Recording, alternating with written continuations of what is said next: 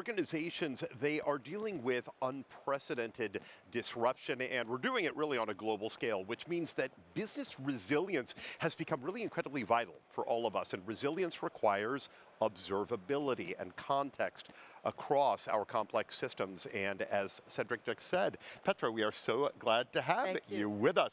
I'm glad that you and I finally get a chance to sit down. I don't get to do this on the EMEA front, so welcome. All right, so here's where I want to begin. What do we think is the biggest shift right now in the AI conversation, specifically among technology leaders as we look ahead? Here we are at this event, we're looking into 2026. Where is it taking us? So first of all, I think every technology leader acknowledged that AI is there and is there to stay. That's the first thing. The question is, how do we monetize that? How do we get use cases, business cases, which are more relevant, that they can really prove the investment? Like the typical question is, what drives value to the company? What drives return on investment? So that's what you see more and more coming up with decision makers. And what they all see, it's not a technology discipline, right? They all see that as a fundamental shift of the workforce, and it has a fundamental shift for the whole organization. So that's what they all are talking about. And there's a lot of discussion on how we can excel to get it more productive, to get it more really return on investing, and also to scale faster. Absolutely. Scalability, so incredibly important. We're going to come back to that as well, right? So if we look at how businesses are trying to implement AI, one of the big talks, we heard a lot about it this morning from G2, from Gordon, from Adele as well. How do we deploy AI in a way that it becomes an AI-friendly workplace? Because I know this still scares a lot of people. Yes, that's right. And many people, even in the technology space, right, in the technology teams, people are questioning, am my job is going to disappear at a certain point in time? So there is, of course, a lot of fear, anxiety, but I think what is very important to see that as an augmentation of skills, right? I think agentic AI is really helping you to get free space to do the things you really want to work on, rather than spending time on unnecessary actions and activities which are just not really productive, but they have to be done.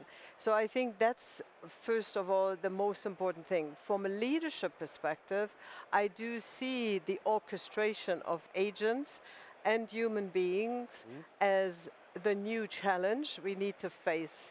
And the new challenge, we all need to evolve our skills. And also to ensure that the agents are utilized in the proper way. So the ethical use of agents, the ethical use of data in general is something which is going to be at the core and center of all the discussions we will have in the future. It's going to be even more important. So talk to me then about what has shifted since Splunk became a part of Cisco? And now we are together in the programs, we are combining our powers and our capabilities in ways that we never could have done individually before. Yes. Cisco without Splunk, Splunk without Cisco. How has the story shifted? Because a year ago, even here at this conference, we were just starting to have the full conversation. Now we're in it. I think the real power is what G2 said today in the keynote, is that Cisco is becoming the platform, right? From the infrastructure, the platform for all kinds of machine data, correlate these data, whether they're coming from the network or whether they're coming from a potential security incident, really correlate and ensure that we have an oversight of what's happening in all our infrastructure and our systems. I think this is probably the fundamental shift of Cisco and Splunk coming together. It's like getting the platform, and it's all powered by the Splunk platform. Yeah. I think for me, if you ask me the most relevant innovation the product teams and under G2's leadership are working on is, for me, the Cisco data fabric. We heard that also earlier. I think for me, this is exactly what customers are looking for, right? There are lots of business data lakes, but I think, we actually want to ensure that the customers can rationalize all the data they have to really be in the situation to be digital resilient. And that's something, even though many years we talk about digital resilience, it's still not resolved, Yes. finally. And that's where I think the strengths of Cisco and Splunk coming together is proven. And I think this is the new era for all kinds of, the whole infrastructure will be actually leading to be more digital resilient. And that's what we need in this digital age. And that's also what I think excites a lot of our customers Yes. and a lot of our partners. All right, so when you look at resilience, key targets, right? When it comes to successful observability, how to do it right, we look at apps, we look at infrastructure, we look at business processes. Yes. Why Splunk? Why is Splunk the one that's unique in addressing all three of them, all layers of the stack to give us that resilience we need? I think, first of all, Splunk is in that business for many years, right? We have utilized machine learning techniques, right, for I think 15 years now. And I think we have been able to correlate unstructured and structured data, which is unique in the market, right? And many customers have started to utilize Splunk for various use cases to really rationalize what is data about.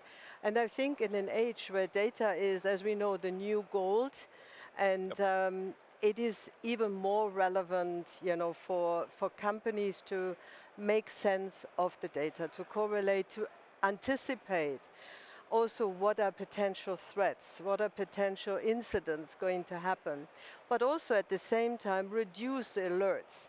We shouldn't say that because there's so many system alerting, and I had a customer this afternoon who said, this morning, who said, oh, we have so many alerts. We want to get out of my team is fatigued, because of the alerts. So it's about having the right alert when the system may turn down, to avoid downtime, right? I think all of this is something which makes Splunk, in combination with the Cisco infrastructure and solutions, a unique opportunity for all our customers. Couldn't agree more, couldn't have said it better. Petra, such a pleasure to talk with you. Thank you. Thanks for taking the time in studio with us. Thank you.